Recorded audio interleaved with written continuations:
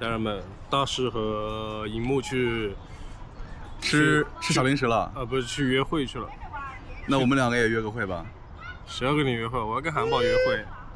完了呀，那不愛我呀？哎，上期不是還說讓我守護你的嗎？還猛當了一次護花使者，這一期就這麼快把我拋棄了？上期什麼花呀？什麼花呀？那個守護我的寶寶嘛，你不想讓我守護你嗎？不是他是你寶寶吧？你們每人都是我的寶寶，你是最可愛的。你是見一個愛一個是吧？Hello， 大家好，歡迎來到離線玩家 Online 的頻道啊！這一期是最強小屏系列，我手上的呢是 OPPO Find X9S Pro 啊，這名字好繞口啊！你念 X 那肯定繞口嘛。這一期啊，它這個影像有大升級。官方宣傳雙2億鏡頭啊，你有嗎？哦，有用嗎？你有嗎？有用嗎？哎呀，有就是有，沒有就不要說話。GT8 Pro 也有啊，2億。你賣多少錢？你賣多少錢？我這個由於內存的水漲船高啊，好像5、6千、7、8千、5、6千啊，肯定有了，肯定有了，肯定有了。說明什麼？我是最尊的一個，好吧？哦。然後呢，看不出來。天玑9500處理器。有點腹背受敵了，也許吧。太牛逼了。小机身，但是有7000毫安時的電池，我覺得續航上也不會有太差的表現吧？不是太差的表現啊，電池小就是小。那你影像不如我呀？我們家人們都不拍照的，我們家人們都只打遊戲，我就性能強，我就電池別吵了，剛測完的為什麼又要拿來測呢？因為啊，上一次的2個太拉了，根本就不夠看啊。今天就來挑戰一下這個尊貴的雙聯名手機。對自己沒有認知唄，就是咱倆這說完了，有一個人給他忘了是吧？讓他們倆吵就好吧。一個主打遊戲，一個主打拍照，我是主打性價比和均衡的小米17。你均衡在哪裡啊？價格均衡，好吧，也有3燈攝像頭，7000的電池，這你也不差。8億5的處理器，也是我們老將了，測入234，之前表現都還可以，還行吧。對，好久也沒測了嘛。而且感覺你這個屏幕亮度可能會比他們2個好一點。那肯定是比他們好，他們倆慫了一批，好吧。說不定我的7000就是最先關機了。那萬一今天你亮度不行呢？那肯定行，沒有萬一，好，一切都好。大白天做上夢了還。快點吧。那麼相關的設置和流程，我們在中屏的某個地方呢，大家喜歡視頻，不要忘記了一鍵3連加關注。那我們開始今天測試吧，先拍照吧，看人家2億怎麼樣啊？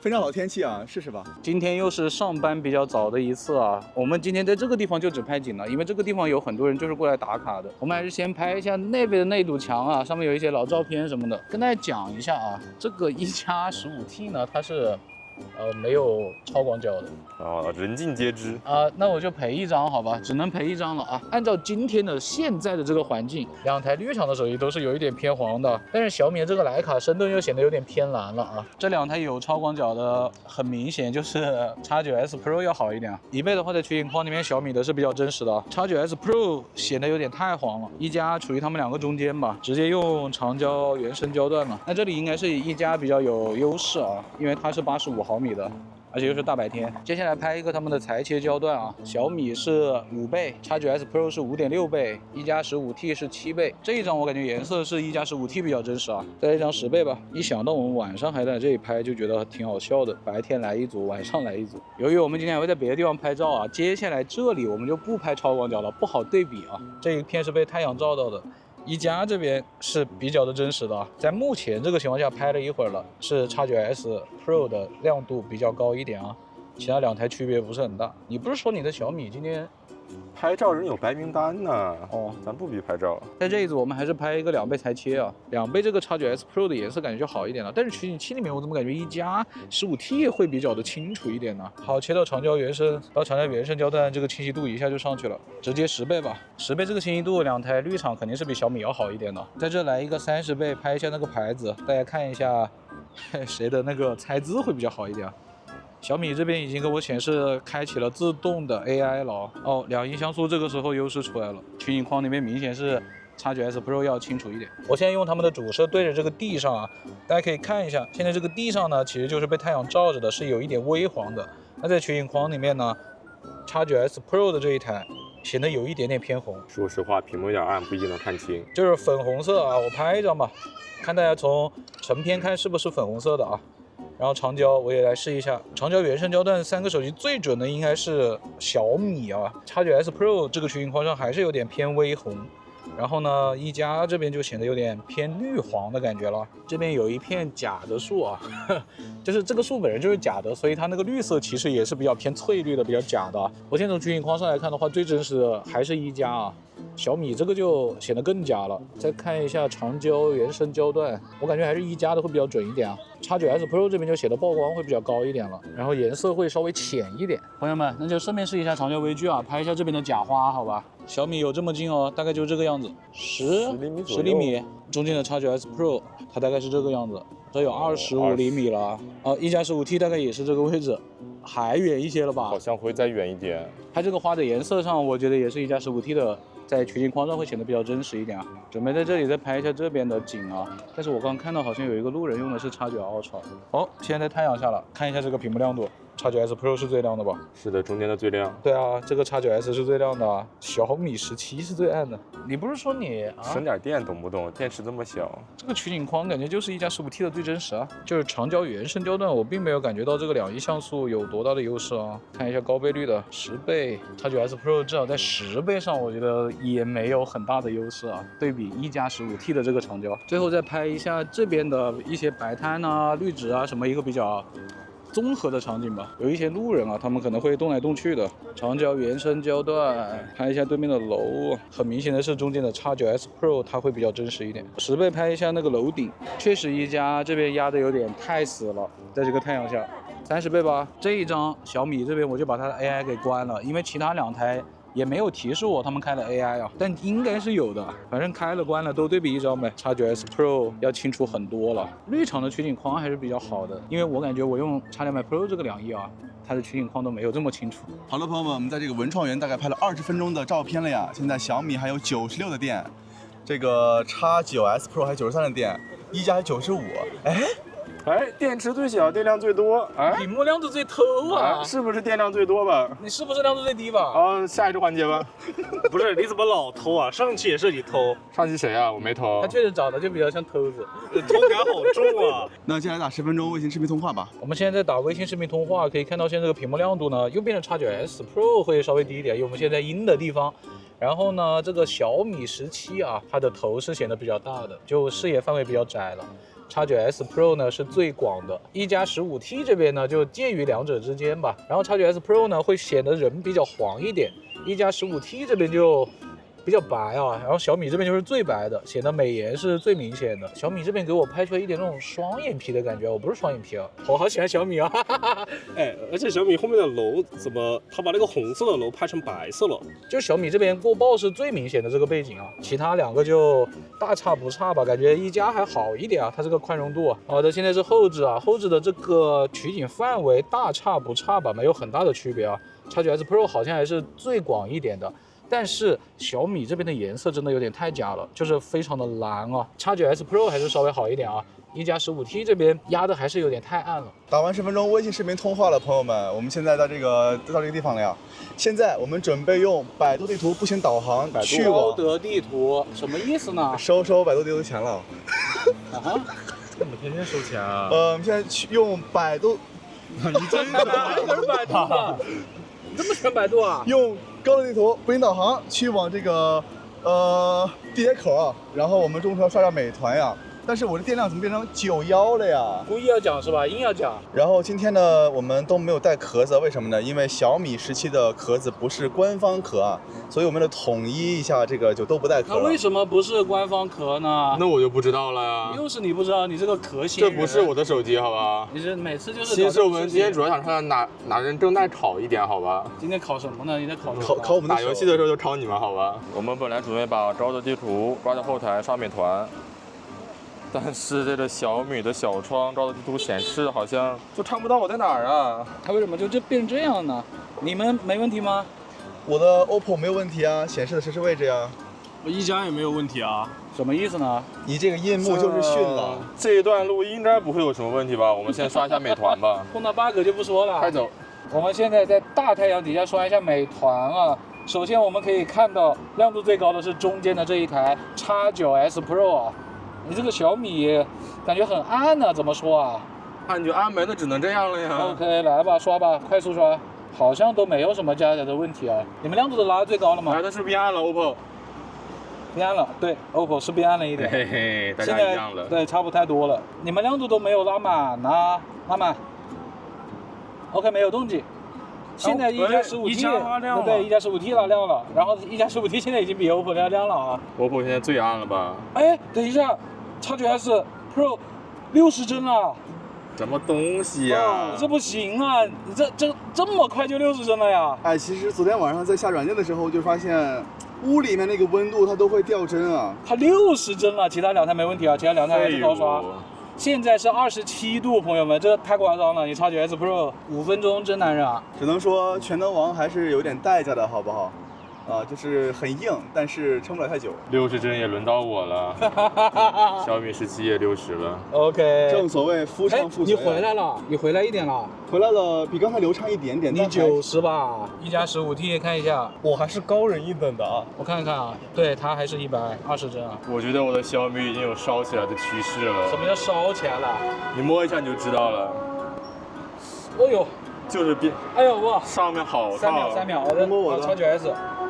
明顯要好一點啊，15T 比小米稍好一點，最涼快的是 X9S Pro 啊。什麼人用什麼機，你知道吧？就燒起來了呀，好燒啊！剛剛進入了一個漫長的音量地方，我的小米17終於回到了120幀了。OK， 現在是高刷，沒問題。不對，你也回來了。啊，剛回來那就是我1分鐘前看的還是90，現在應該是回120了。OK。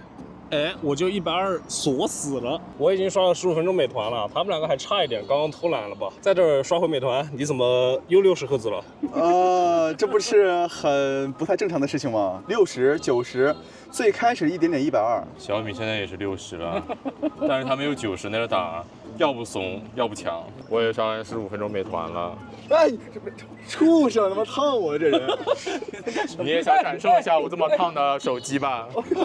好的，刷完15分鐘美團了呀，導航是讓我們往後走，但是我們偏不，我們就要走那邊的路線了呀。那我看一下三台手機的亮度啊，中間的 X9S Pro 就是最暗的呀，其次是這個小米17啊，最亮的是一加 15T 啊。往前走了大概10米吧，應該是。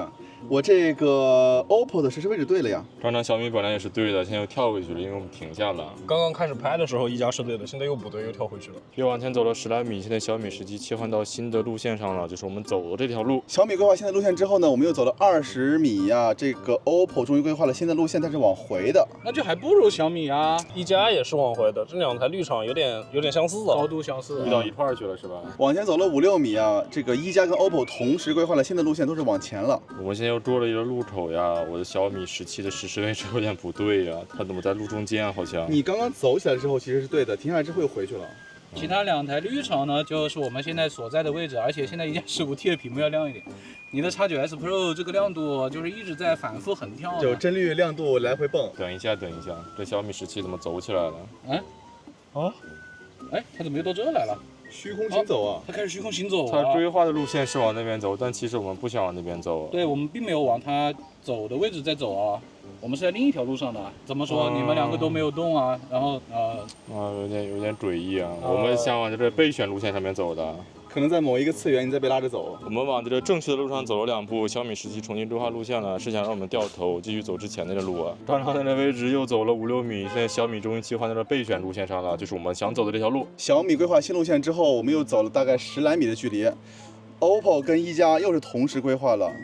但是你這個路線怎麼是往回走的？對，你還差一點唄。那也是規劃了，好吧？這個新路線規劃，我這個 X9S Pro 是最後一個呀。而且今天天氣大概現在最高，今天目前最高溫度是27度啊。然後我這個 X9S Pro 的幀率跟亮度是這麼個表現，我實在是不好接受。怎麼旅拍手機啊？這出去玩根本不夠用吧？這個亮度跟幀率啊。下雨天出去旅拍唄。啊，可以。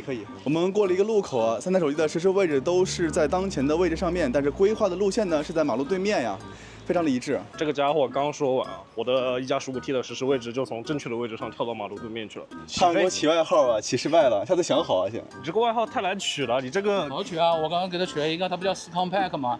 我叫它 Computer。我們現在在路口等紅綠燈，看一下三台手機有沒有虛空行走的問題啊。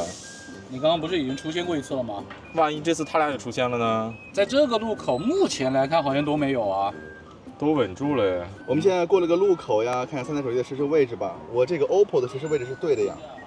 其他2台都在馬路對面了。我們上去調理，走吧。哎，這個一加 15T 的實時位置就是一直在跳啊。我們剛剛從那個路邊上走上來調理了。它顿了2下，然后又回去了。小米17现在位置都是不对的。OPPO 还是实时位置很正确呀，这是我的人生就是一个正确的道路上。你也开始了？开始了。我们导航快45分钟，期间刷了15分钟美团。我觉得小米的综合表现是稍微好一点的，它前半段的路线位置比较准确，但是出现了一次去中心的问题。其后一个路口的话，它的实时位置稍微有一点点偏差。整个过程中，它的规划路线我觉得是最好的、最快的。要我说，这绿厂这2台我一块说了算了。刚开始的时候，实时位置以及路线规划几乎都是一样的，只是后半段呢，我这个 OPPO 的实时位置会稍微准确一点点啊。整体来说大差不差。现在我们已经结束导航了，一共是用了1小时28分钟的手机，然后这个是不包含桌面使用时间的。现在呢，我的一加 15T 还有84%的电，我的 OPPO 还有82的电。哎，小米也是82的电啊。不是，那你在这边又降亮度又这边锁针的，你也没偷到电啊？那可能我们这个。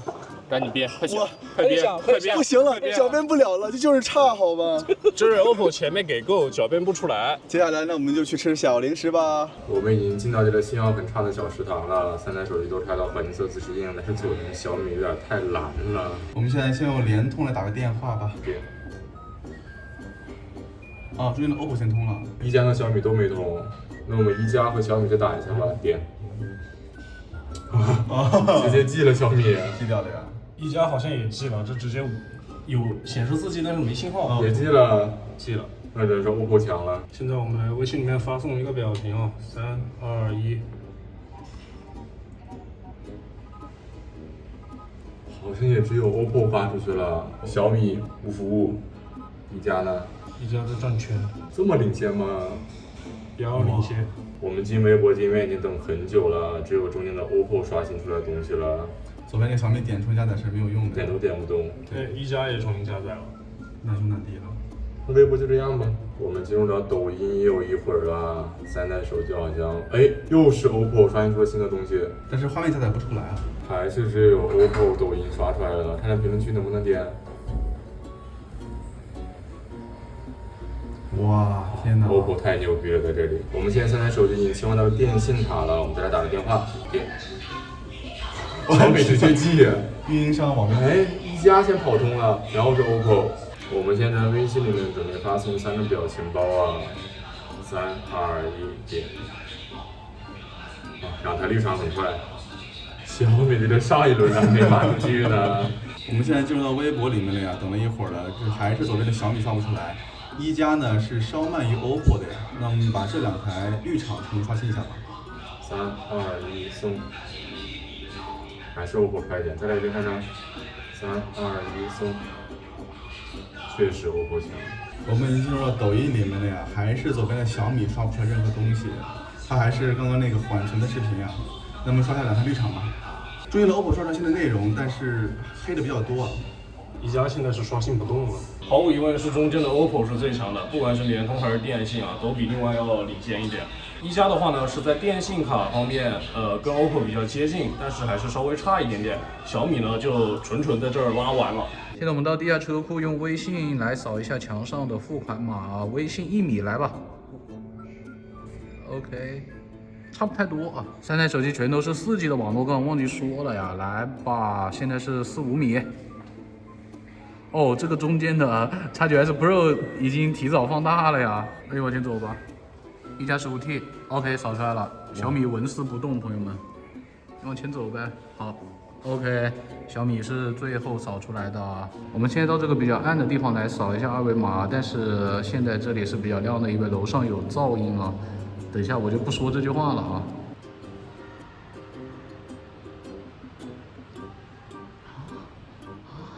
小米17為什麼這麼慢呢？現在離得更遠了，3米。OK， 差不多。我們準備去吃飯了，吃飯前打把金山產3台手機最高都是120加至臻的畫質，全都是120 OK。哎，你不是165嗎？自適應，自適應。你不是144嗎？自適應，自適應。家人們，極限穩幀啊，穩到了100到110之間。另外2台好像都是120。真的嗎？剛剛人家那個服務員在收桌子呀，然後呢，我看了有的幀率是120，我又一頭看90了，剛剛最低是60，就是60、80、90來回跳。我小米還好一點，應該是110左右啊。這把遊戏已經打了10分鐘了，我們在游戏開始之前都已经把亮度统一并且锁定了。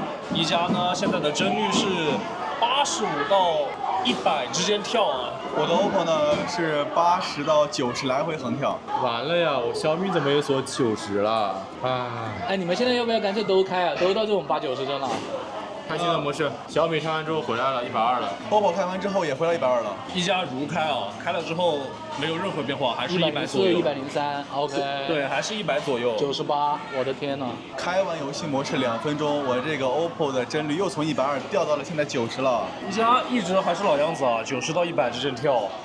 小米现在100上下徘徊。朋友们，这2个人已经退出游戏了啊！但是他们2个刚刚在对面狗笑，你在笑什么呢？请问哪种蔬菜最有助于提高记忆力？能播吗？胡萝卜。为什么？因为当一个胡萝卜插在你的里的时候，你这辈子不可能忘记。你知道为什么飞机的头等舱比经济舱要贵吗？为什么？因为头等舱能更先连到大楼的 WiFi。这绝对播不了吧？游戏快结束了，朋友们，我这个 iQOO 还哭 OPPO 了。的帧率，刚刚我看脸60了，结果一看又回到了87啊。我这个一加的帧率啊，现在掉到90了，之前是90到100跳。也没什么变化嘛。变化不大。小米后面就是80到100在浮动了。这把游戏结束了，我们打了38分鐘，小米整個遊戲表現還可以吧，最後開了性能模式，在80、90、100年的浮動了。OPPO 的帧率可以說跟亮度一樣過山車，剛開始是120，然後掉到90、60，又回到90。開了遊戲模式之後呢，又是撐了2、3分鐘嘛，又掉到了90，然後掉到了60，又回到了90。一加呢就非常的持久，非常的穩陣，一直都是90到100左右跳，只有最後10分鐘的時候最高也只有90了。今天已經用了2個小時23分鐘的手機了，我的一加還有68的電，我的 OPPO 還有63的電。啊，小米現在是64的電。接下來呢，菜馬上上齊了，就把手機交給大家視頻照片吧。先拍2台綠廠的，小米的我們就放在邊上，但是也是亮着屏的，我們就用1倍和2倍了，來吧。X9S Pro 拍美食的時候還是比較偏好看的。一加 15T 今天這個光線下顯得有點淡了。我從屏幕上看，感覺小米的顏色是比較的接近我們肉眼看到的顏色，但稍微偏冷一點啊。到2倍的時候，小米這個顏色感覺就有點奇怪了，有些菜準，有些菜感覺就不太準了。好不好看的話，大家就自己看啊。今年這菜點的有點多呀。確實，主要是呢，因為有一個人很餓。OPPO 這個顏色其實也不太對，感覺有點偏明黃色一點啊。但是比其他2台我感覺是要好一點的。整體上我還是會比較喜歡 X9S Pro 拍出來的美食啊。一加還是會走的比較真實的那個路線啊，但是我覺得在美食環節真實沒有太大的必要啊。2倍拍的蛋，那個肯定是這個吧？對，其他2個都是白的，看到沒？就這個 X9S Pro 好一點。感覺那個蛋已經死了幾天了。我們吃飯期間呢，就看一下 B 站的1080P 原畫的直播呀，並且都統一的亮度。開吃吧，餓了，快吃吧。你剛不是問的說它沒有大碗嗎？對啊，你自己製造出來一個大碗啊。對，這個是我們剛剛裝菜的，那個菜已經吃完了。哦。剛剛沒有要大碗啊，然後現在把菜拌一拌，我覺得非常好吃啊。一般這種生態吃飯，我們都是給那什麼吃的？給豬吃的嗎？不一定，我老家是給雞吃的。給大家拍個純享版啊！你這個東西嚼完了嘛，你就往裡塞。看到吃的好香啊，就像那個每次過年都會上桌的那個一樣。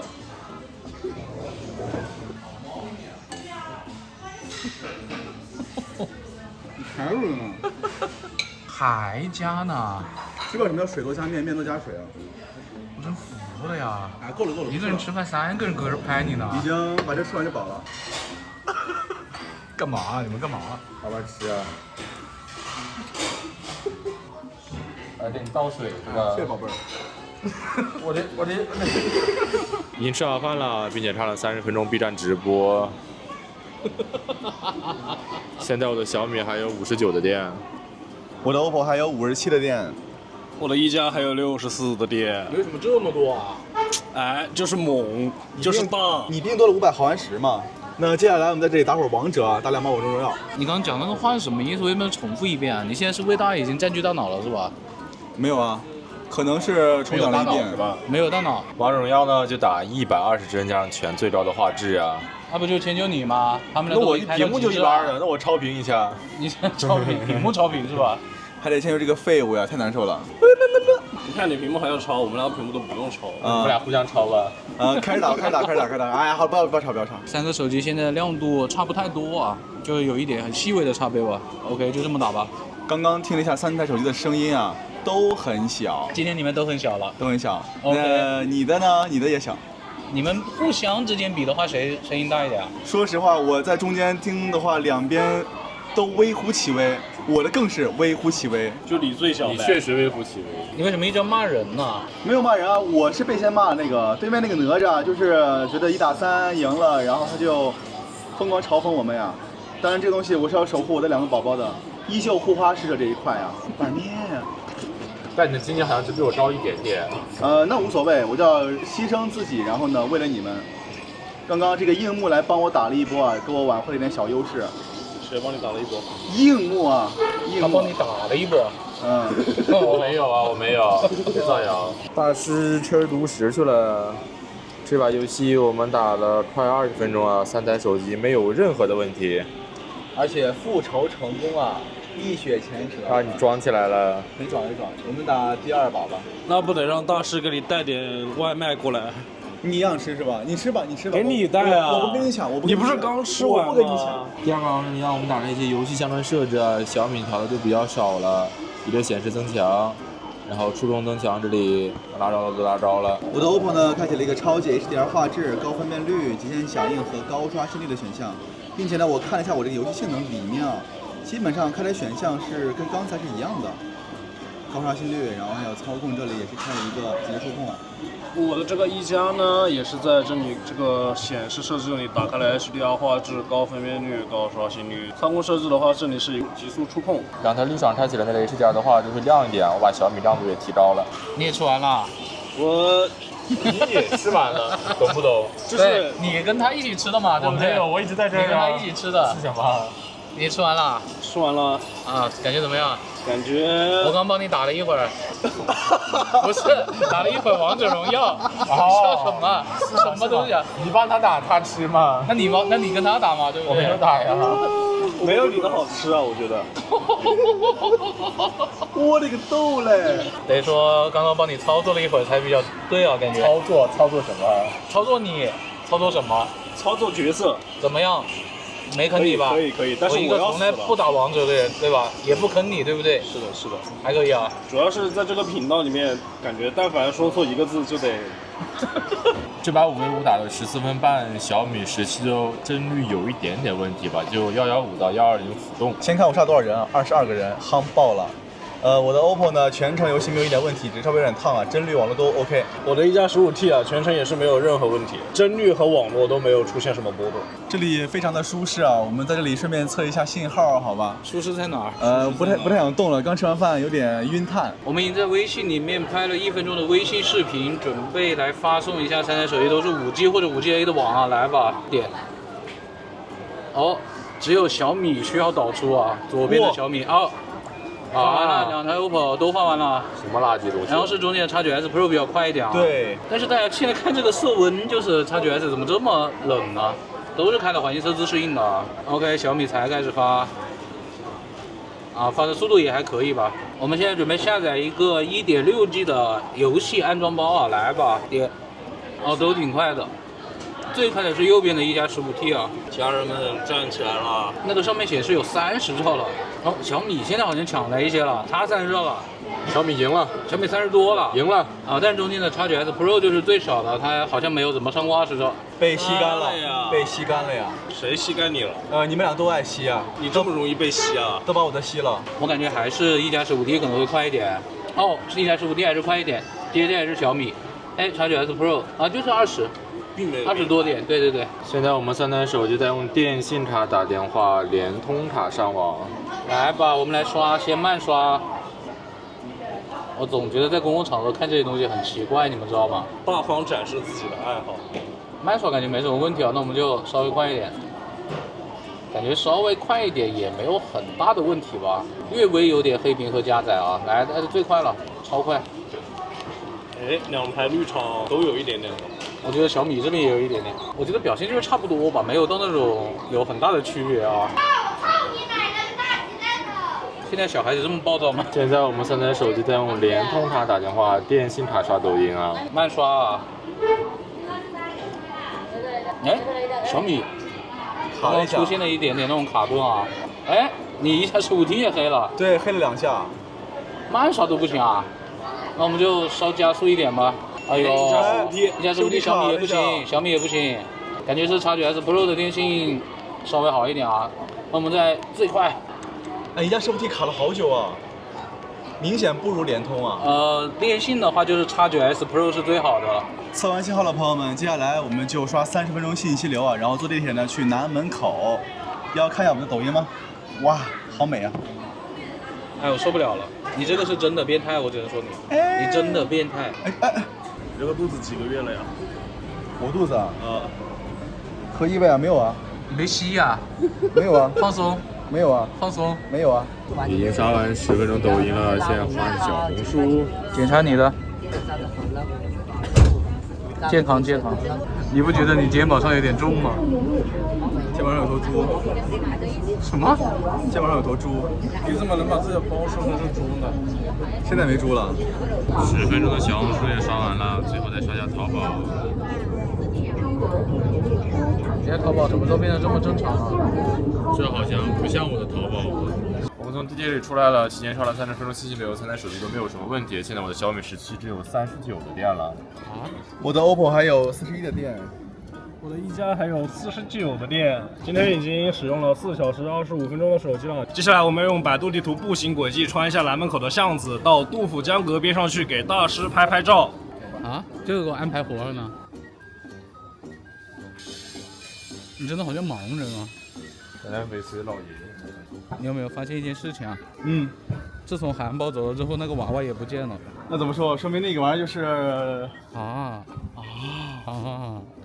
那你是誰呢？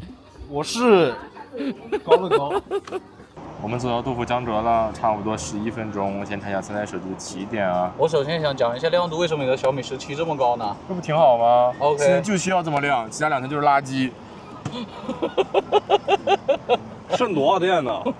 這個起點很明顯就是中間這個 X9S Pro 拉了呀，到馬路對面去了。其他2台相對來說還 OK 啊，都還是比較正確的。後面路線的話 ，X9S Pro 也是一個大斜線就上去了。實際上我們是沒有走的啊。接下來進這個巷子呢，那也是 X9S Pro 會稍微偏一點，大家看到了吧？其他2台都是在這個路上的，沒有問題。我們盡量是沿着路中間走的。確實，你這個 X9S Pro 就……我也不想狡辯了，它確實軟件很差呀。回頭路居然就是 X9S Pro 最好，朋友們，看到沒？還是比較貼合我們的路線的。這個就交錯了，而且還交錯了2次。這個小米17啊，有點拉了啊。接下來這個拐彎到下面呢，看樣子還是 X9S Pro 會稍差一點點，大家看到了吧？其他2台都很平穩哦。接下來這一段呢，是小米17要差一點了，它的頭尾都感覺過了一點啊。然後其他2台還行吧，這個一加 15T 是最接近的，是很平穩的。學校門口這一段呢，就大差不差了吧，沒有很大的區別啊。小巷子這一節呢，也是小米17會稍微差一點，它首先是比較圓，其次就是有一個莫名其妙的凸起啊。其他2台呢稍好一點吧，主要是那個折線比較的清楚啊。2棟樓之間也是一加 15T 比較好啊，它位置是比較準確的。然後這個 X9S Pro 呢就有點穿樓了，太貼內了。小米17就有點往上走了。拐入到文安邊巷的時候，3台手機一開始都不怎麼樣，但是後來的話，小米17是比較靠近路上的。OK， 但是其他2台全都是穿完了呀，這2台綠場就如出一轍了。最後這一節比較開過的地方，也是一加 15T 比較好一點啊。X9S Pro 呢稍差一點吧，它前面有一節是出去了的。小米呢也是這裡會有一點點出去啊。那整體的話，一加 15T 還是比較好一點的 ，X9S Pro 就比較拉了。小米17就跟一加 15T 差不太多吧，有好也有壞。現在小米還有35的電了，OPPO 還有37的電，一加還有46的電，然後我們現在是已經使用了4小時44分鐘的手機了，好吉利啊 ！iPhone 17一般在這個時候就沒電了。那接下來我們在杜甫江閣拍點視頻，拍點照片吧。好的，朋友們，我們來開始錄像了。白天只拍了一下景色，這個回合呢，主要就是錄像和拍人像了啊。當然也會拍一點景色啊，都是4K 60幀，沒問題。來吧，他還是站在他後面啊，怎麼辦呢？他很害怕呀。好，現在3台手機我都調到了最廣的那顆鏡頭啊，因為一加是沒有超廣角的。我現在拖一下小米17，這個大家應該都知道是可以切的啊。OK，1倍、2.6倍 OK 也切了，它最高是15倍。我们来看一下效果啊，就是这么一个效果了，感觉就不是很好了。然后是中间的 X9S Pro 来吧，超广角开始拖啊，1倍切了，明显。哎，它是到3倍才切的哦，不对，它是2.8倍就切了。好，我們再往後面拖18倍，好，大家感受一下，這是它18倍的效果。好的，然後是1加 15T， 1倍開始拖3.5倍啊，肯定是可以切的，我們上次已經試過了啊。他們兩個在偷偷罵我呢，擱這偷偷罵我呢，這是它18倍的效果了。現在我慢慢的向他們走過去啊，1倍。好，我現在看的話，這個屏幕是 X9S Pro 是最亮的。你們擱這看啥呢？啊，笑什麼呢？小米17啊，現在它的臉就會顯得比較白了。X9S Pro 相對來說真實一點，但是會顯得有點紅啊。1加 15T 也是比較白的。好，現在我慢慢的轉圈。你的憋笑憋的是什麼意思呢？哎，等一下，小米17掉幀了，看到沒？看這個取景框，哦，是這個清晰度非常的明顯啊。好，現在我慢慢轉圈，看大家能不能看到什麼眩光，是會有一點點太陽光的。小米17怎麼又掉幀了呀？現在多少度啊？現在30度，今天最高好像就這麼多了。我是覺得 X9S Pro 的效果比較好一點啊。我現在離遠一點，準備向他們跑過去，但是小米17的這個取景框已經掉幀了呀。來吧，我現在快跑。OK， 大家感受一下啊，哇，小米17真的好卡，而且屏幕好暗。現在我快速的跑動的轉圈。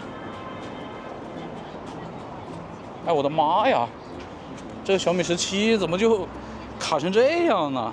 看不懂啊。好的，朋友們，現在我們準備開始前置的錄像啊，只有1加是 1080P 30啊最高，其他兩台都是 4K 60幀。小米現在屏幕很暗，但是它已經幀率恢復了，因為我們現在有風啊，其實真的不是很熱。你看我長袖穿着，我還沒怎麼出汗呢。來吧，這個1加的取景框裡面，感覺我的頭在像果凍一樣跳啊！哎，中間的這個 X9S Pro 默認的是0.8倍啊。另外兩台這個1加跟小米就是沒有顯示啊，就是一個默認的，所以是中間的 X9S Pro 比較廣一點。而且屏幕上看，我感覺 X9S Pro 比較自然，我比較喜歡這種顏色。小米偏白，但是有種白裡透紅的感覺。然後1加這個就感覺有點髒髒的、麻麻賴賴的。行吧，好吧，OK， 走了。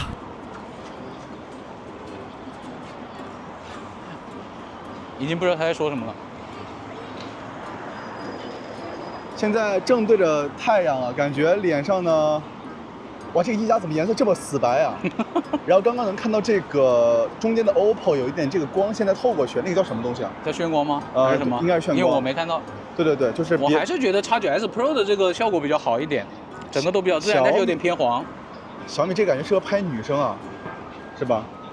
這個1加就唉。不是很好看了，不好看，不好看。好了，就這樣吧。現在我們用前置的人像模式來拍一下照啊。這個小米直接就縮到了0.8倍了 ，OPPO 它是可以縮到0.8倍，但它沒有主動縮啊。1加就不行了，而且1加這個取景框顯得人非常的假啊，我是不太喜歡這個效果的。來吧，拍一張，現在是順光，現在我們準備逆光再來一張啊。然後3台手機都有一定程度的眩光啊，而且這個中間 X9S Pro 它也是沒有自動縮的。我們還是把它縮到0.8，來吧，還是這個角度，我們再用他們的拍照模式來一張啊，還是縮到0.8，來，我個人還是會比較喜歡 X9S Pro 的效果，但是感覺它眩光蠻明顯的。好的，現在我們用順光再來一張啊，我還是覺得 X9S Pro 比較好看。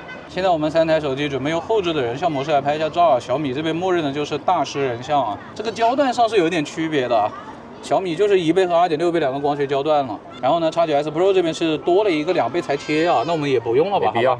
1加這邊就沒有，默認就是那個3.5倍的啊，那我們就1倍和這個吧，1加這邊就陪一下嘛，好吧。好，我們先逆光拍一組啊，1加我就只能拍你一個人。取景器上的話，我還是比較喜歡 X9S Pro 的效果，雖然我比較喜歡 X9S Pro 的效果，但是大家可以看到這個底下有一個眩光嘛，就它這個黑衣服，泛着一圈光。對，這個底下其他2台手機是沒有的，還蠻明顯的，因為是逆光嘛，但是成片大家就自己看啊。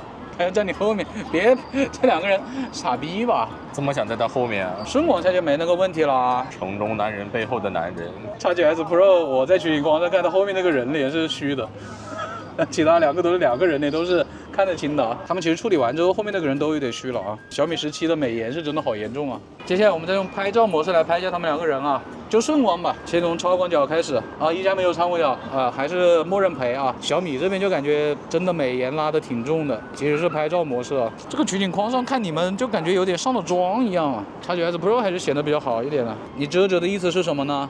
曬。你確實是曬啊。X9S Pro 這個取景框真的好自然啊，它只是現在亮度不太高而已。1+15T 又是在這個場景被這個太陽光曬了，它又激發亮度了，大家看到了嗎？X9S Pro 這個亮度不是很高。好的，長焦原生焦段我就拍他一個人了，你可以走了。背後的男人你可以走了，你站着。啊、小米這邊到長焦就顯得它特別黃，X9S Pro 到這就顯得它特別粉。1+13T 又粉又黃，大家看成片看最喜歡哪個吧。再來一個他們最後的那個裁切焦段啊，分別是小米的5倍、OPPO 的5.6倍。和一加的7倍啊 ，OPPO 拍出來真的是粉粉的，一加拍出來就是黃紅的。那麼再拍一下对面的杜甫江阁吧，超广角不拍了，1+15T 沒有啊。我的天哪，一逆光這個小米的屏幕就看不清了呀，朋友們。確實要看不到了。對，我壓根看不清了。3台手機這個屏幕我都不是很能看得到啊。大家這一段就多看一下成片啊，我是真看不太清楚。可是我能感覺到2個綠場它好像對比度拉得比較高啊，顯得層次感比較好一點。長焦原生焦段之後直接10倍。拍杜甫江阁跟上午其實是一樣的，2台綠場在10倍取景框下就會顯得比較好一點。OPPO 的整體照片的這個層次感還是會比較真實一點啊。依舊街景啊，再來一組，這一下2台綠場的屏幕就看得清了，但小米的還是有點看不清。我從取景框那邊來看的話，一加主攝是比較準一點的啊，直接長焦原生焦段啊。小米的那個拍照傾向還是那個樣子。一加跟 OPPO 很接近，但感覺 OPPO 還是會好一點。10倍拍那個側面的樓啊，其實我覺得10倍下這個1+15T。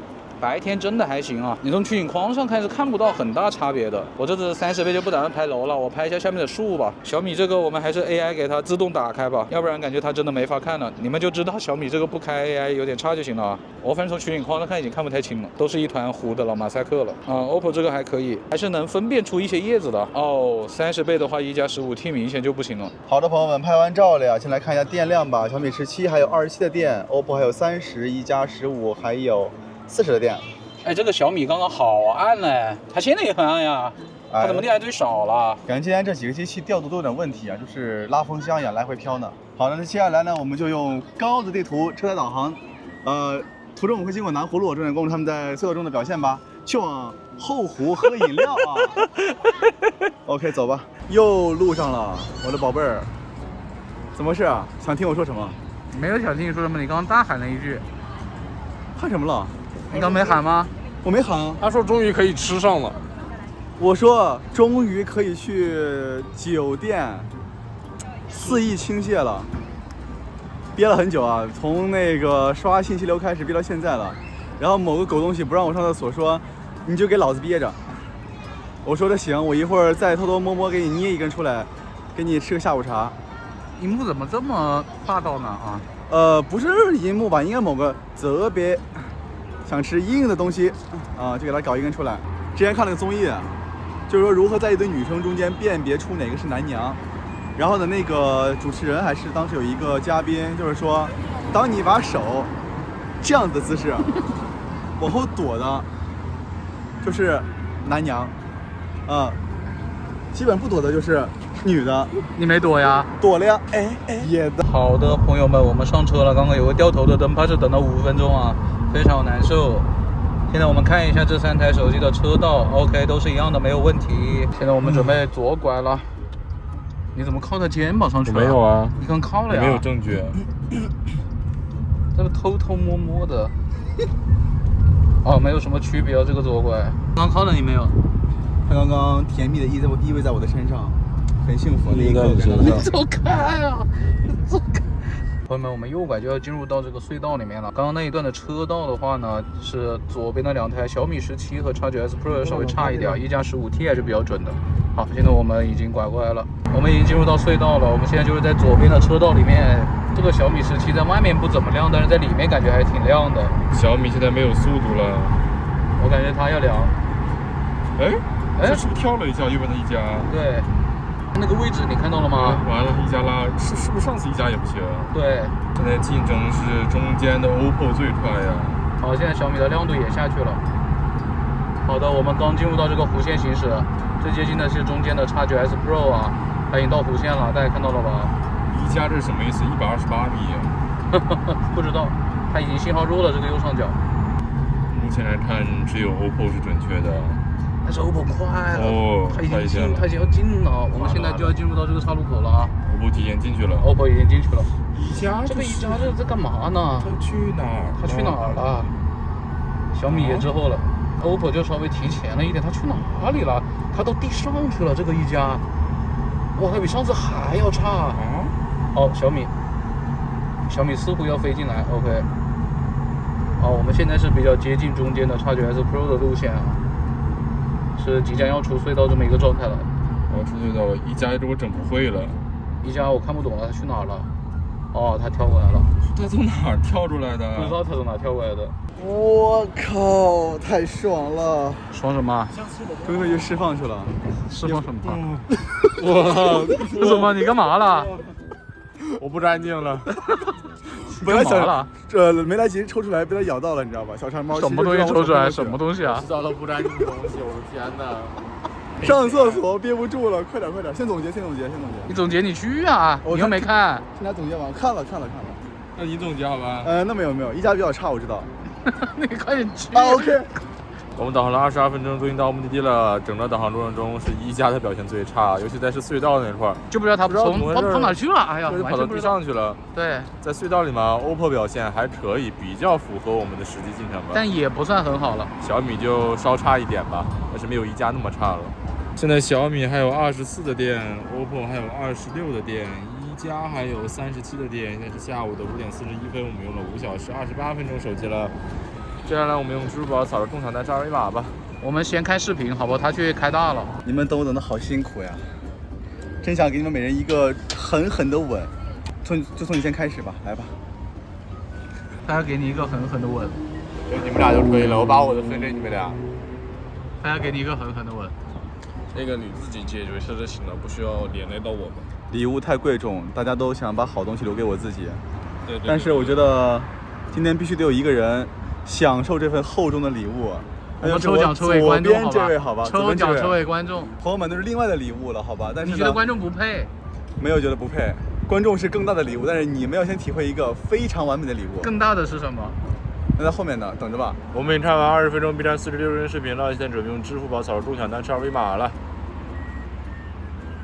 感覺嘴裡面是不是吃檳榔了？怎麼咯咯咯咯咯咯咯咯的？可能吃了別的。很性感啊！來吧。感覺現在這邊人比較多，哇，小米好像是，哦，沒有，這個一加15T是比較慢的。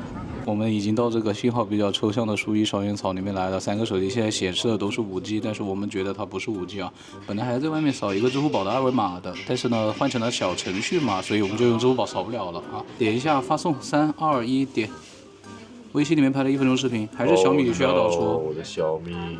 依舊是小米啊，這個速度很明顯的就比下午在那個信號比較好的地方要慢很多了。雖然都是顯示的5G啊，一加15T好像還是挺快的啊。小米終於開始發了，喊超 OPPO 一下。OK， 一加15T 已經發完了。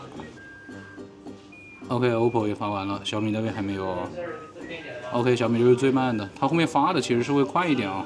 要不然也不會只落後這麼一點。鑑於這裡網速不是很快啊，我們就準備下載一個172兆的遊戲安裝包了。我們一般呢其實是要下載一個300多兆的啊。來吧，點。好，我們來看一下速度。OK， 最右邊的一加15T 是1點幾兆，其他兩台就是100多 K。OK， 172兆有點大了，我覺得。一加這邊還可以啊，看到沒？怎麼說啊？一加15T 給它搶完了呀！哎，這個搶連自己同胞都吸。你怎麼這麼喜歡吸啊？沒辦法，另外2個太菜了，太不經吸了，還挺驕傲呢。在這種弱網的情況下，這個一加15T 明顯是搶到了呀。哦，我知道為什麼它搶到了，因為它已經是4G 網了，其他2個5G 就卡這了。哦，它又切回5G，你看它切回5G 之後速度就變慢了。哇，現在3個手機全都只有100多 K、200 K 的樣子啊，因為都切回到5G 了。剛剛一加15T 快是因為它切到4G 了。這裡5G 就是陷阱啊，5G 陷阱依舊沒變呢。這就是要一直在這邊耗我們時間呢。同樣都是這個假5G 的情況下，X9S Pro 為什麼只有30幾 K 啊？其他2個還能有100呢？這得下到哪一年呀？一加15T 即將下完啊，但是也下了很久啊。它一開始連到4G 的時候是挺快的，後面连到這個甲5G之後就不行了啊，它就要下完了。OK， 它下完了。X9S Pro 現在下了31兆，小米下了53兆，不等了，絕對不等了，這太恐怖了。现在我们打10v10王者榮耀，還是120幀加最高的畫質。3台手機其他性能配置裡的這種顯示增強啊，那些都恢復到默認設置了。OK， 你們要把亮度也統一一下吧。那肯定的，開機快1分鐘了，我這玩的好差呀，它延遲波動好大，剛剛一直在黃，現在好一點，還要接近50。我的 OPPO 網絡沒有任何問題啊，我的一加網絡也沒有任何問題啊，幀率也是120。那為什麼就你？因為他們合夥欺負我們。朋友們，我想跟大家說一下啊。就是這3台手機的揚聲器聲音真的都很小，我們之前測別的手機在這裡都會稍微開小一點，怕影響到其他人啊，因為店裡還有其他人嘛。但是這3台完全不用，就開50%，根本吵不到別人。你聽得到嗎？根本聽不到。剛剛不是很囂張嗎？啊！你這個畜生，給我把那冰淇淋抹到我的褲子上。誰？哪裡有冰淇淋啊？就奶茶是吧？純畜生。但是他滴的，他漏了一滴。不管誰抹的是誰畜生。他呀，他滴的。誰抹的誰畜生？他不滴我能抹嗎？拿抛給3是畜生。剛剛我的小米又紅了，直接就卡死掉了。現在玩了10分鐘了，打團有點穩不住了，110幀上下浮動了。也有可能是因為你快沒電了。有可能是網絡的問題啊。他剛剛還有12的電，我感覺應該能再撐一把。一加15T 還有28%的電，然後這把是網絡黃了一次，幀數一直是120。OPPO 15T。你這是純串子呀。OPPO 的電量現在是16%啊，然後呢，中間是沒有過這個黃或者紅的情況的，但是我的幀率此刻已經掉到了90幀了，而且其實非常燙。啊，說90啦？對啊，真的是90哎，很燙啊。93哎，它也沒有鎖住哦，90。嗯，哎呀，那你要不要開一下那個性能模式啊？我來看一下，看看怎麼回事好吧。幀率呢，哎，回到120了，但是不知道能撐多久啊。哦，回了 ，OK。再玩一會兒。很燙嗎？摸一下，是挺燙的。哎，摸摸你的沒有它燙。一加是最涼快的。這個人偷斬好重，不知道在那幹嘛了。這把遊戲打了快12分鐘，小米的信號非常不穩定啊，紅黃460什麼經常都有。幀率的話，從10分鐘左右就穩不住120幀，在110幀上下浮動。一加15T啊，屌爆了，兄弟們！這把一直是120幀，只黃了一次，我是不是很屌？你看我屌嗎？是我屌。什麼東西啊？我的 OPPO 呢，它這個網絡沒有任何問題，但是幀率呢，我想誇一下的，結果到最後遊戲結束的時候，鎖到了90幀，機身很燙，我覺得這個調度很爛了。我覺得開啟遊戲模式之後呢，幀率就沒有掉了，但是感覺也撐不了很久，主要是遊戲要結束了。第2把王者榮耀10v10，我們就拉招一些負載，小米的性能配置裡顯示增強，整了一個明豔畫面，出生的這些能調招的也調招了。一加這邊呢，就是這邊開了個極速觸控，遊戲性能裡面。把這個 HDR 畫質和高分辨率打開了。OPPO 呢，打開了這4個啊，超級 HDR、高分辨率、極限響應和高刷新率，並且高分辨率本來就是打開的呀。哦，在我的遊戲性能裡面顯示，這也是跟剛才的一樣的了。然後呢，把這個遊戲模式再調回均衡啊，只是把負載拉高了一些。我感覺不然撐不了多久啊。那就開始打第2把吧，並且我們把亮度都統一一下。第2把王者榮耀，我的一加15T發現一些問題啊，它雖然顯示網絡沒有問題，但是我一直覺得我的操作有延遲，絕對不是因為我菜，就是因為它有延遲。哦，好。這把小米竟然沒有問題，竟然延遲在60上下了，但也有點高。我的 OPPO 站起來了呀，幀率、網絡沒有任何問題，很爽。哎，被惡人所陷害啊！我這個幀率現在變成了90幀了。你剛說完1分鐘都沒有，你不是說你幀率穩定嗎？啊，我以為穩啊，其實並沒有穩。與此同時，還有一個人也掉幀了，是你嗎？小米現在在115上下浮動啊。OK， 你比他還是好一點了。那你115不就是誤差範圍之內嗎？低了5幀，那說什麼呢？112了，120啊，120。你開啊！我現在已經學會某級的這個。你現在才幾分鐘呢？5分鐘多鐘，88幀了。等會兒，我已經學會了某級的發言這個手勢，就是。快點開！開遊戲模式。哎，120了。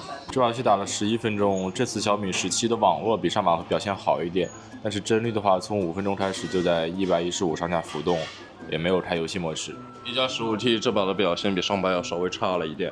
首先是網絡顯示它是綠色的，但是實際操作會有延遲，然後它的幀率在最後2分鐘的時候也開始出現到了115幀左右，然後紅了2次。哎，我只能說在綠場這方面，這2個真的是如出一轍。為什麼呢？因為我的 OPPO 虽然網絡沒有什麼問題，但是明顯感覺不跟手啊。然後呢，它這個幀率在第2把的時候，就雖然開了遊戲模式穩了120，但是過了5分鐘之後，幀率掉回了90，然後玩的也很燙手。雖然網絡也沒有什麼問題，就是感覺不跟手。OK， 現在我的 OPPO 還有10%的電。小米17還有6%的電，一加 15T 還有24%的電。今天我們已經使用了6小時38分鐘的手機，再加上10來分鐘的桌面時間，就是6小時50分鐘左右了。OK， 那其實我們的流程也走得差不多了呀。現在外面天黑的也差不多了，我們準備就返程拍夜景了。路上就盡量把3台手機電都耗光吧。先回放一下金铲铲吧。我们现在等車呀，现在小米只有1%的電了，說不定馬上就要暴斃了。OK， 我們還沒有上車呢。X9S Pro 也快了啊！X9S Pro 還有多少？6%。OK， 一加呢？一加還有10%、19%。OK。说蛇这人。朋友們，小米17將在30秒內關機。現在6小時59分鐘，一加顯示，那加15分鐘，算了7小時15分鐘吧。OK。小米17 GG。此時另外2台手機呢？這個 OPPO 還有3%的電呀。一加呢？一加還有16%的電啊。行吧，我們再看看 OPPO 還能充多久啊 ？OK。好的，朋友們，我這台 OPPO 呢也是顯示，哎呦，進入低電量模式了呀。用了多久啊？與此同時，這個屏幕使用時間是7小時2分鐘，比剛才充了3分鐘吧？對，現在就是7小時17分鐘吧？17分鐘，18分鐘。下班的朋友們，那個時候一加還有15%的電。我們今天續航環節到這裡就徹底結束了。我的小米17是7小時15分鐘關機，vivo X9S Pro 是7小時18分鐘關機。vivo X9S Pro，OPPO X9S Pro 最後是7小時18分鐘關機。你被他傳染了，你知道吧？這個人害人不淺。一加 15T 最後還剩15的電，現在我們3台手機也都分別充到了25左右電量。先拍夜景嘛，拍完夜景我們再來給大家帶來總結。OK， 我又來活啦！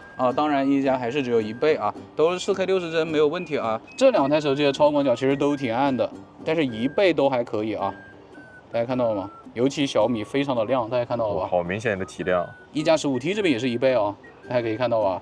這個差距還是蠻明顯的啊。現在都是1倍啊，那當然我們還是要看一下超廣角能不能切換啊。來，現在就開始錄吧。好的，我先試一下左邊的小米17，它的錄像變焦，來吧。OK， 1倍瞬間變亮，再看一下2.6倍哦，也是切了的，沒問題。它最高是15倍啊，15倍這個效果可以說非常的差了，呵呵，這太糊了呀。好，回到1倍還是挺亮的。再看一下中間的 X9S Pro 啊，來拖哦，1倍是變亮了一點，但是沒有到非常明顯啊。過度絲滑，哎，過度也挺絲滑的，到2.8倍也切了啊。好，它最高是18倍，我來看一下，它這個18倍的效果比剛剛小米的這個明顯是要好一些了。當然了，它兩億像素嘛，對吧？它的硬件配置是比較高的。切回到1倍，1倍反正我從取景框上看是沒有小米亮的，也可以說它真實吧。一加 15T 啊，來吧，1倍開始拖，之前是試過的，試過嗎？哦，它切了3.5倍，但是也挺暗的啊。感覺比1倍暗多了呀！哇，這什麼呀？哎呀，18倍這個效果真不行了啊！這是拖到，這個可以說是最差的了，它就太暗了呀。好，現在是1倍，來慢慢向他們走過去。夜晚防抖哦，小米這邊真的取景框上看非常亮啊，超亮。好，我現在從取景框上看它的臉，可以說只有小米17能夠看得到啊，但是小米17好像有點虛焦，它有點對不到你的臉。好，這個是一加 X9S Pro 啊，對不起，又講錯了 ，X9S Pro 被我傳染了是吧？啊，可以看得到，就是它是比較清楚的，但是呢，就是不亮啊，也比較真實吧，可以說確實比較符合我肉眼的環境啊。啊，這個就是一加 15T 了，一加 15T 的話，大家可以看後面它那片葉子，那個左上角已經過曝了啊，就沒什麼很多好說的了。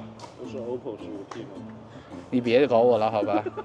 我們還是找到這個射燈的位置啊，看一下眩光，來吧。現在往上抬，哎，你可以看到，在這個角度，一加這邊就已經有一點了，看到沒？這個下面有一個圓弧形，挺明顯的。好，然後我們往上，啊，都是有鬼影的，取景框上反正是能看到的啊。然後再往下呢，這個燈光的入射角度，哦，其實都是能看到一點的，發現嗎？位置不太一樣啊。都是能稍微看到一点的。X9S Pro 好像是比较明显的，大家看到了吗？它这一条比较亮啊，但是都是正常范围内吧，还行啊。OK 啊，那我们接下来就开始拍照了。超广角就少拍一点，因为毕竟有一台机器没有嘛。着重呢就对比一下1倍和那个长焦啊，最远应该就是拍到个10倍的样子。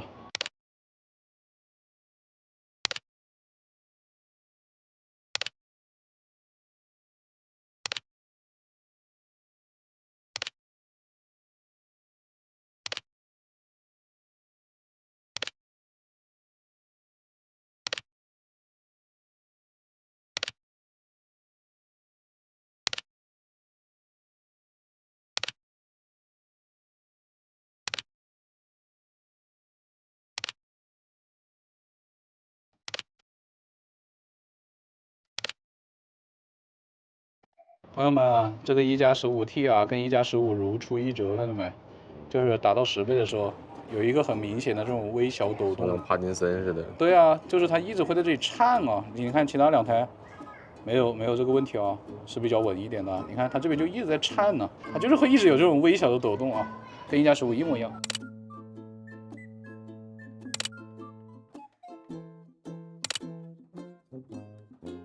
大師已經拍完了夜景樣張和視頻了，不知道表現怎麼樣啊？現在我們開始總結一下吧。我的小米17今天用了7小時15分鐘關機的，我的 OPPO 用了7小時18分鐘，僅僅比這個小米多了3分鐘呀。我的一加在 OPPO 關機之後還有15%的電啊。1+15T 果然就是15嘛，對吧？對呀，怎麼樣？是不是屌爆了？你的屌確實爆了。聊啥呢？我們一整天的負載確實挺高的，畢竟最後幾台手機拍沒電的時候，我們還回放了最高畫質的金產產嘛。所以說這個續航對3台手機來說都是可以接受的。那麼具體說下表現吧，我覺得我的小米17真的是比較綜合的一個，確實沒有什麼大問題，也沒有什麼很差的地方。亮度低一點，發熱稍微低一點點吧。我覺得這台手機主要就是它的熱度傳導不是很均勻，基本都是在上半塊的部位。對。但是正常握持的話就會利好一點，因為這邊都不怎麼熱嘛。啊，但是除開你是橫向握持啊，那就不太利好了。我們今天在使用高德地圖在刷美團的時候，也出現了鎖幀的問題。那個時候只有27度，朋友們。啊，當然 OPPO 也出現了那個問題啊。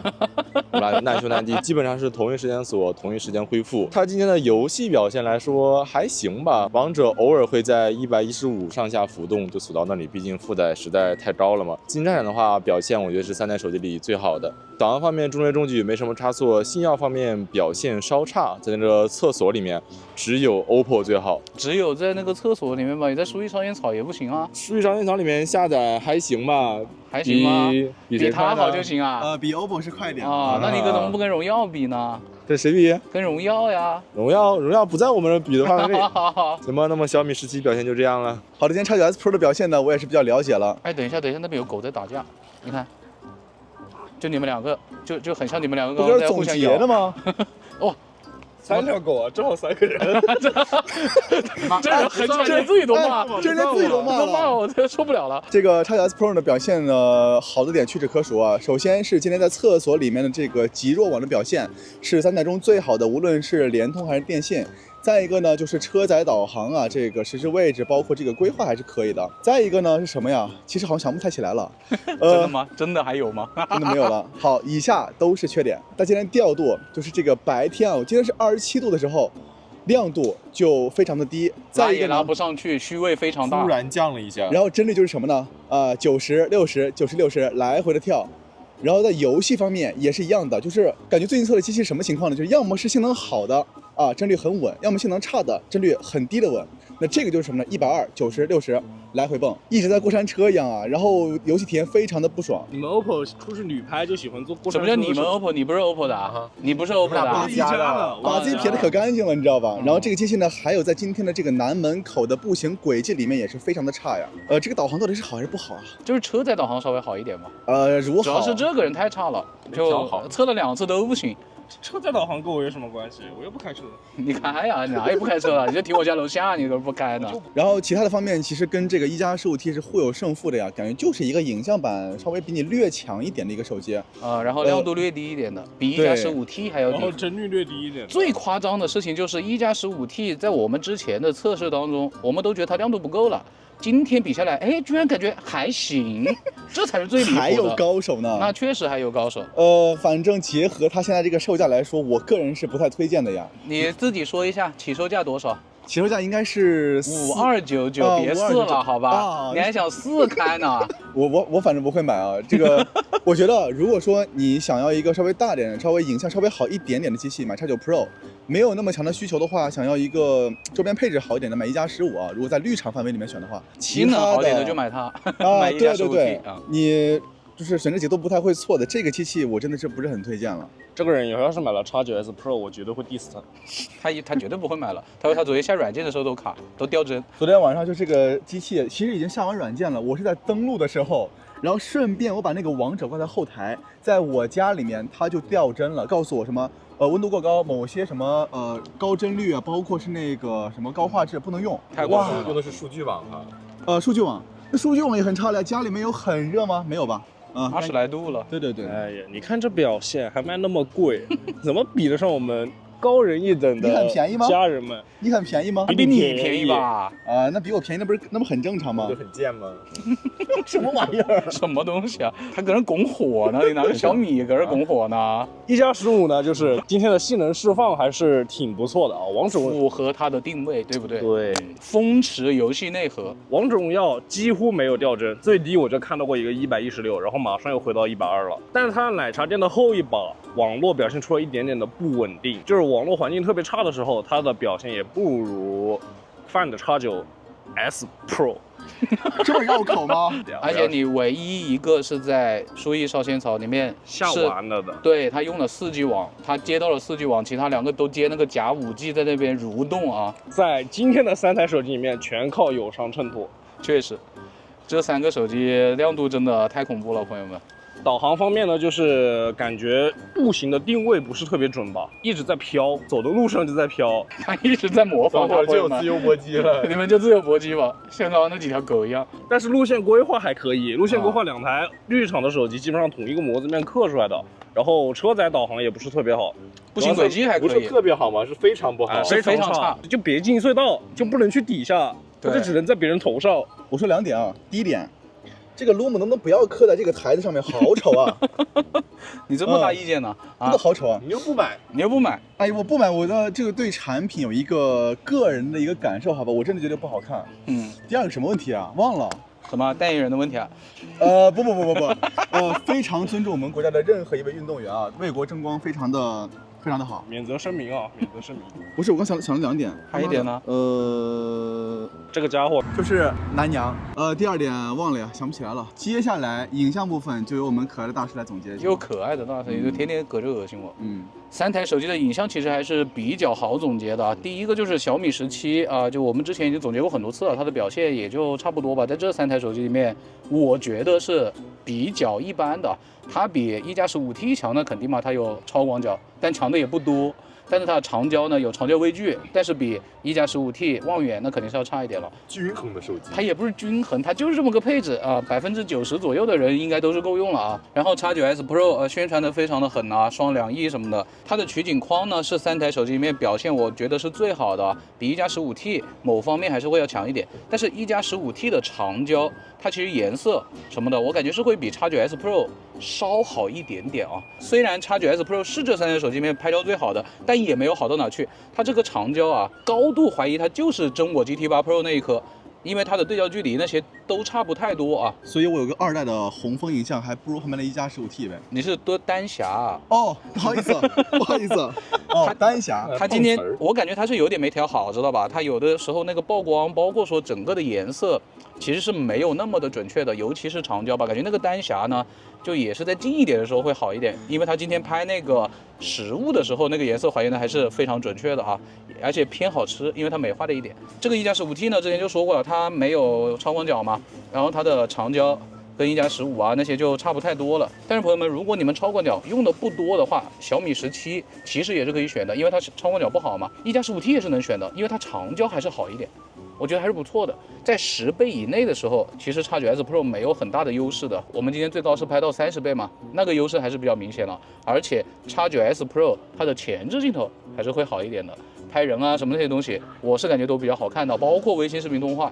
就小米那個前置巨慘白。然後它在今天的暗光下的微信掃碼也挺快的，它是在遠距離直接就掃出來了啊。所以呢，這個 XS Pro 我覺得就有點不尷不尬的吧，因為你往年花到5000多塊錢的話，其實是可以買到一個已經比較好的手機了。但是今年的話，因為這個內存漲價等等因素吧，反正現在就是這麼一個小屏的影像啊。我是覺得小屏呢做影像有點尷尬，因為散熱做不好。我們今天已經看出来这一点了，不僅僅是遊戲需要散熱啊，拍照、錄像其實也是需要散熱的。這個 X9S Pro 今天的表現，我個人是覺得沒有達到我的預期啊，而且它的這顆長焦其實相比於那些85毫米的2.1像素，那是有明顯差距的，長焦微距也不夠近嘛，大概就是這樣了。那麼以上就是本期視頻的全部內容了。大家如果喜歡我們的視頻，不要忘記了一鍵3連加關注，更多精彩視頻請繼續關注離線玩家。好了，我們下期視頻再見，拜拜。快溜吧，8點半了。